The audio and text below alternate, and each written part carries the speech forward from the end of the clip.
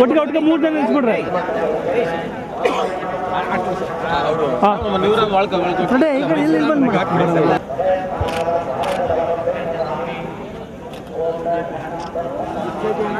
ಒಂದು ಸೆಕೆಂಡ್ ನೋಡಿ. ಆಗಲ್ಲ ಸರ್, ನೀವು ಮಾಡ್ತಾ ಇರೋ ಕಾರ್ಯಕ್ರಮ ಬಹಳ ಅಪರೂಪದ ಕಾರ್ಯಕ್ರಮ ಸಿಗಲ್ಲ ಸರ್, ಎಲ್ಲರಿಗೂ ಖಂಡಿತ ಸಿಗಲ್ಲ.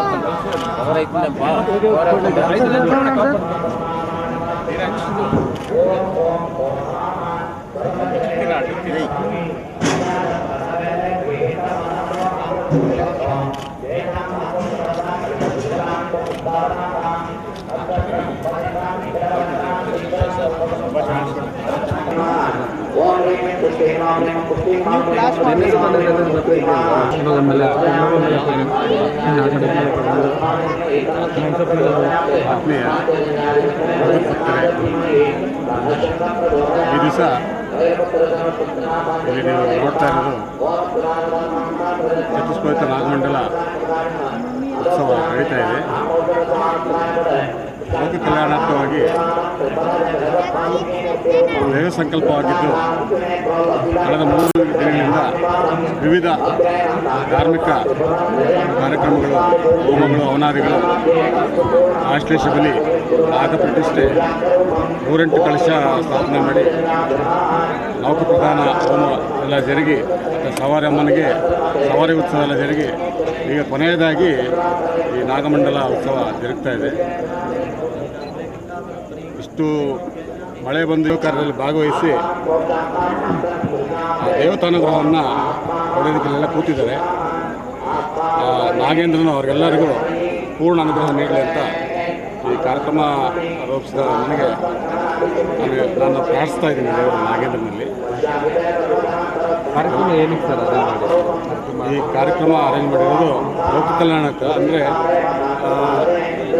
ಎಲ್ಲ ಇಲ್ಲಿ ಸಾಮಾನ್ಯವಾಗಿ ಹೇಳ್ಬೇಕಂದ್ರೆ ರೈತರ ಮಕ್ಕಳು ಹೊಲ ಉಳುವಾಗ, ಹೊಲದಲ್ಲೆಲ್ಲ ಕೆಲಸ ಮಾಡುವಾಗ ಹೊಲ ಗದ್ದೆಯಲ್ಲಿ ತಿಳಿದೇನೋ ಸರ್ಪಗಳ ಒಂದು ಹತ್ಯೆ ಆಗಿರ್ತವೆ. ಮತ್ತು ಅದರ ಮರಿ ಮೊಟ್ಟೆ, ಆಮೇಲೆ ವಾಲ್ಮೀಕ ಅಂದರೆ ಹುತ್ತ ಎಲ್ಲ ಹೊಡೆದಾಕಿರ್ತೀವಿ. ಇದೆಲ್ಲ ದೋಷಗಳು ಅಂತ ಹೇಳ್ತಾರೆ ವೈದಿಕರು. ಆ ದೋಷಗಳು ಎಷ್ಟು ತಲೆಮಾರಾದ್ರೂ ಅದು ಹಂಗೆ ಮುಂದಕ್ಕೆ ಫಾರ್ವರ್ಡ್ ಆಗ್ತಾನೆ ಇರುತ್ತೆ, ಕಂಟಿನ್ಯೂ ಆಗ್ತಾ ಇರುತ್ತೆ. ನಮಗೆ ಮಕ್ಕಳಿಗೆ ಮೊಮ್ಮಕ್ಕಳಿಗೆ ಹಿಂಗೆ ಹೋಗ್ತಾ ಇರುತ್ತೆ.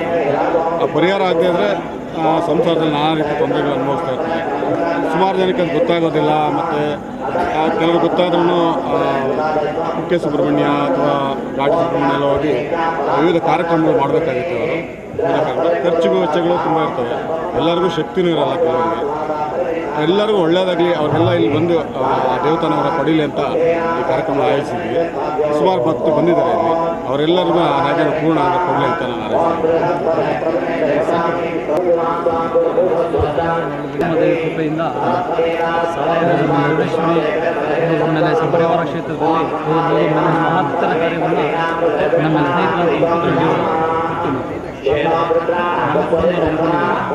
3 ದಿವಸದಿಂದ ಬಡ ವಿಜೃಂಭಣೆಯಿಂದ ನಡೆದಿದೆ. ಎಲ್ಲ ಕಾರ್ಯಕ್ರಮಗಳು, ಆಶ್ಲೇಷದಲ್ಲಿ ಸರ್ವಸಂಸ್ಕಾರ ವಿಧಿವಿಧಾನಗಳು ನಡೆದಿದೆ. ಏನಕ್ಕೆ ಬಂದಿದೆ ಅಂದರೆ ಇವತ್ತು ಇನ್ನು ಕೆಲವೇ ನಿಮಿಷಗಳಲ್ಲಿ ಇತಿಹಾಸ ಪ್ರಸಿದ್ಧ ಐತಿಹಾಸಿಕ ಅತ್ಯದ್ಭುತವಾಗಿ ನಾಗಮಂಡಲ ಪೂಜೆ ಈಗ ಕೆಲವೇ ಕ್ಷಣದಲ್ಲಿ ಆರಂಭವಾಗ್ತದೆ. ಅದಕ್ಕೆ ಪೂರ್ವಭಾವಿಯಾಗಿ ಕೆಲವು ವಿಧಿವಿಧಾನಗಳನ್ನು ಧಾರ್ಮಿಕ ಆಗಮಿಕರು, ಧಾರ್ಮಿಕ ಪಂಡಿತರು, ದೇವಸ್ಥಾನದ ಅರ್ಚಕ ನೇತೃತ್ವದಲ್ಲಿ ಉಡುಪಿಯಿಂದ ಬಂದು ನಡೆಸ್ಕೊಡ್ತಾ ಇದ್ದಾರೆ. ಮೊನ್ನೆ ಎಲ್ಲ ಸುಸೂತ್ರವಾಗಿ ನಡೀತಾ ಇದೆ. ಏನು ಕೆಲವೇ ಕ್ಷಣದಲ್ಲಿ ಪಾತ್ರಿಗಳು ಮತ್ತು ವೈದ್ಯರು ಆಗಮನವಾಗಿ ಇತಿಹಾಸ ಪ್ರಸಿದ್ಧ ಅತ್ಯದ್ಭುತವಾದ ನಾಗಮಂಡಲೋತ್ಸವಕ್ಕೆ ನಾವೆಲ್ಲ ಸಾಕ್ಷಿ ಆಗ್ತಾ ಇದ್ದೇವೆ. ಹಾಗಾಗಿ ಭಕ್ತರು ಇದನ್ನು ಬಂದೆಲ್ಲ ನೋಡಿ ಇದರ ಫಲವನ್ನು, ಪುಣ್ಯವನ್ನು ಪಡ್ಕೋಬೇಕಂತ ದೇವಸ್ಥಾನದ ಭಕ್ತ ಮಂಡಳಿಯಿಂದ ಕಳಕಳಿಯ ದೇವಿಯ ಹಾಗೂ ಚೌಡೇಶ್ವರಿ ದೇವಿ ಕ್ಷೇತ್ರದಲ್ಲಿ ಅನುಪವಾದಂತಹ ಒಂದು ಚತುಷ್ಪವಿತ್ರ ನಾಗಮಂಡಲ ಸೇವೆ ವಿಶೇಷವಾದ ಅಂದರೆ ಈ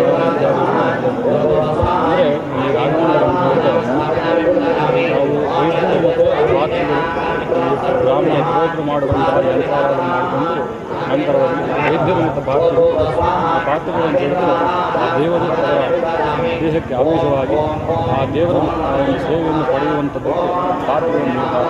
ಆ ಪಾತ್ರಗಳು ವೈದ್ಯರು ಅಂತ ಹೇಳಿದರೆ ಆ ನರ್ತನದ ಮೂಲಕವಾಗಿ ದೇವರನ್ನು ತೃಪ್ತಿಗೊಳಿಸಿ ಆ ಮಂಡಲವನ್ನು ಸಂಪೂರ್ಣಗೊಳಿಸುವಂಥದ್ದು ಅವರ ಸೇರಿ ಮಾಡುವಂಥದ್ದಕ್ಕೆ ನಾಗಮಂಡಲ ಅಂತ ಹೇಳಿ. ನಾಗಮಂಡಲದಲ್ಲಿ ತುಂಬ ವಿಧಗಳು ಏಕಪವಿತ್ರ ನಾಗಮಂಡಲ, ಚತುಷ್ಪವಿತ್ರ ನಾಗಮಂಡಲ, ಅಷ್ಟಪವಿತ್ರ ನಾಗಮಂಡಲ, ಅದೇ ರೀತಿಯಲ್ಲಿ ಷೋಡಶಪವಿತ್ರ ನಾಗಮಂಡಲ ಅಂತ ಹೇಳಿಕೊಂಡು ಈ ವಿಧವಾಗಿ ಆ ನಾಗಮಂಡಲ ಸೇವೆಯನ್ನು ಮಾಡುವಂಥದ್ದು. ಅದಕ್ಕೆ ಸರಿಯಾಗಿ ಪ್ರಾಯಶ್ಚಿತ್ತಾದಿಗಳನ್ನು ಮಾಡ್ಕೊಳ್ಬೇಕು. ಪ್ರತಿ ದಿವಸ ಬೆಳಗಿನ ಆರಂಭ ಮಾಡಿಕೊಂಡು ಅಷ್ಟೋತ್ತರ 108 ಕಲಶ ಪರಿಕಲಶ ಸಹಿತ ಬ್ರಹ್ಮಕಲಶವನ್ನು ನಾಗದೇವರಿಗೆ ಕಲಶಾಭಿಷೇಕ ಮಾಡಿಕೊಂಡು ಆಶ್ಲೇಷ ಬಲಿದಾನವನ್ನು ಮಾಡಿಕೊಂಡು ಪ್ರಧಾನ ಅಭಿವಾಸ ಹೋಮ ಅಂತ ಹೇಳ್ತಾರೆ. ಅಂದರೆ ನಾಗನ ಬಿಂಬ ಅಂತ ಹೇಳಿದರೆ ಆ ಬಿಂಬದಲ್ಲಿ ನಮಗೆ ಹೇಗೆ ಕೈ, ಕಾಲು, ಕಣ್ಣು, ಮೂಗು ಅಂತ ಹೇಳಿ ಯಾವ ರೀತಿ ಅಂಗಗಳು ಉಂಟು, ಆ ಅಂಗಗಳನ್ನು ಮಂತ್ರಮೂಲಕವಾಗಿ ಹೃದಯಭಾಗವನ್ನು, ಹೋಮದ ಮೂಲಕ ಹೃದಯಭಾಗವನ್ನು ಕೊಟ್ಟು ಆ ನಾಗನ ಚೈತನ್ಯವನ್ನು ಹೆಚ್ಚಿಸಿ, ಅಂದರೆ ನಾವು ದೇವರಲ್ಲಿ ನಾವು ಕೇಳಿಕೊಂಡಾಗ, ನಾವು ಒಂದು ಹೊರಗೆಯನ್ನು ಮಾಡಿಕೊಂಡಾಗ ಆ ಅನುಗ್ರಹ ಶಕ್ತಿ ಆ ದೇವರು ಬರಬೇಕಾದ್ರೆ ನಾವು ಮುಖ್ಯವಾಗಿ ಪ್ರಧಾನ ಹೋಮವನ್ನು ಮಾಡಬೇಕು. ಅಂದರೆ ಕಲಾಭಿವೃದ್ಧಿಯನ್ನು ಮಾಡಬೇಕು. ಆ ಕಲಾಭಿವೃದ್ಧಿಯನ್ನು ಅಭಿವೃದ್ಧಿಯನ್ನು ಮಾಡಿಕೊಂಡಾಗ ಎಲ್ಲ ಭಕ್ತರನ್ನು ಕೇಳಿಕೊಂಡಾಗ ಎಲ್ಲ ಕೇಳಿಕೊಂಡಂಥ ಇಷ್ಟಾರ್ಥಗಳನ್ನು ಆ ಭಗವಂತನು ಆ ಇಷ್ಟಾರ್ಥಗಳನ್ನು ಸಿದ್ಧಿ ಸಿಗಲಿಕ್ಕೆ ನಮಗೆ ಆ ಭಗವಂತನ ಶಕ್ತಿ ಬರ್ತದೆ. ಅಂದರೆ ಆ ಬಿಂಬದಲ್ಲಿ ಆ ಭಗವಂತನ ಪೂರ್ಣ ಚೈತನ್ಯ ಬರ್ತದೆ. ಅದೇ ರೀತಿಯಾಗಿ ಪ್ರಧಾನ ಹೋಮವನ್ನು ಮಾಡಿಕೊಂಡಿದ್ದೇವೆ.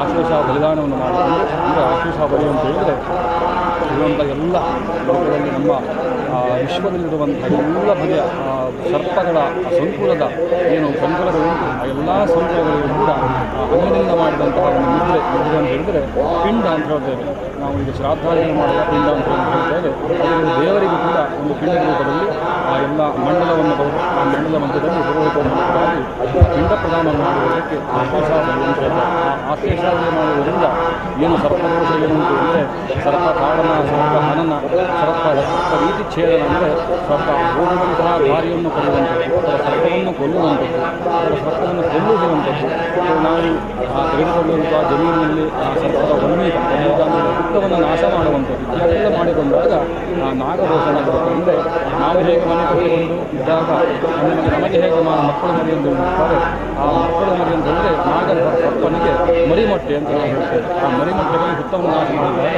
ಎಲ್ಲ ಮರಿಮಟ್ಟೆಗಳು ನಾಶವಾಗ್ತದೆ. ಆ ಮರಿಮಟ್ಟೆಗಳು ನಾಶವಾದಾಗ ಏನಾಗ್ತದೆ ಅಂತ ಹೇಳಿದರೆ ಅದರ ವಂಶವನ್ನು, ಅದರ ವಂಶ ಹೇಗೆ ಕನಿಷ್ಠವಾಗ್ತದೆ ಅಂದರೆ ಆ ವಂಶ ಇಲ್ಲದಂತಾಗ್ತದೆ. ಅದೇ ಒಂದು